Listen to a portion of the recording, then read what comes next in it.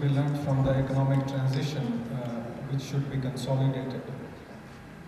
Харин эдийн засгийн энэ жишээ тодорхойлж засаг захиргааны харьяалал тогтоох, хотын удирдлагын тогтцоог тодорхойлох. Нийслэлийн эрх зүйн байдлын тухай хуулийн шинжилсэн найруулгыг бид нар засгийн газарт өргөн барьсан байгаа. Засгийн газар дээр үзэл баримтлалыг нь цаашаагаад удахгүй бол бас их хурд өргөн барьнаа гэж найдаж байгаа.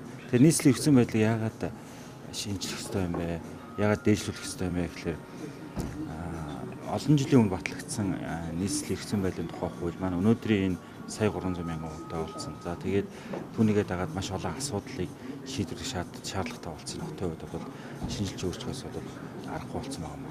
Тэгэхээр өнөөдөр Монгол улсын дотоодын нийт хүний 60 гаруй хувь, за тэгээд үйлдвэр аж ахуйн нэгжийн 60 гаруй хувь, эдийн засгийн үзүүлэлтүүд дандаа 60-аас дээш шуугаарсан. Хүн амын 50% оршин сууж байгаа энэ хотын асуудлыг эрх зүйн хувьд нь бол аймагуудтай зэшиг ч юм уу тийм боломжгүй болчих. Тийм учраас нийслэлийг бол бид бүхний хүсэж байгаа зүйл бол тусгай статусаар нь авч үзэхсээ албачлалгүй шаардлагатай юм аа. Хотын асуудлыг засгийн газрын түвшинд, улсын хурлын түвшинд нэлээд тусгайд нь авч үзэж шийдвэрлэж байхгүй бол энэ асуудлыг зөвхөн хот өөрөө дангаараа шийдвэрлэх боломжгүй болчих үзэж байгаа. Тийм учраас энийг нэгдүгээр дэвшүүлж гэж байна. Хоёрдугаар хотын дүүргүүдийг жишээлх юм бол сумтай зөвчлээд байгаа. Гэтэл нэг дүүрэг бол жишээлх юм бол 330 мянган хүнтэй болцсон байна шүү дээ. Гэтэл аймагуд бол сайндаа 100 орчим мянган хүнтэй болчихсон. Гэтэл тэр нь том дүүрэг нь болохоор сумтайжсэн байж байгаа. Энийг бол бас эрх зүйн хөтөлбөр зохицуулах заашгүй шаардлагатай. Хоёрдугаар хот гэдэг нь өөрөө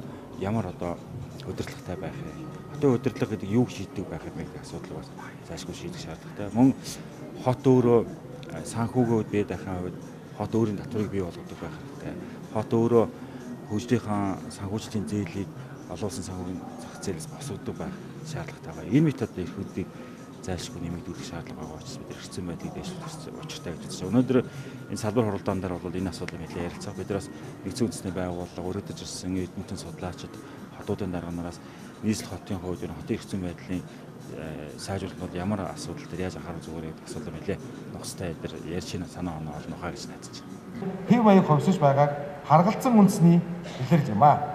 Хүн амыг нутаг хууль тогтоомжид нэмэлт өөрчлөлт оруулах тухай асуудал удирдан зохион байгуулах үндэсний хороо Монгол улсын ерөнхий сайдаар ахлуулан байгуулах нэгэнт батлагдсан энэ арга замыг үйл оошоос нь бодлогын болон зохион байдлыг хангахад төрийн дэд байгууллагаас дэмжлэг үзүүлэх дагуул хотыг нэгээс хоёр тэргүүл бүрэгтэйгээр бусад зарим хотын сайн ажлаас жишээ болгон дурдъя.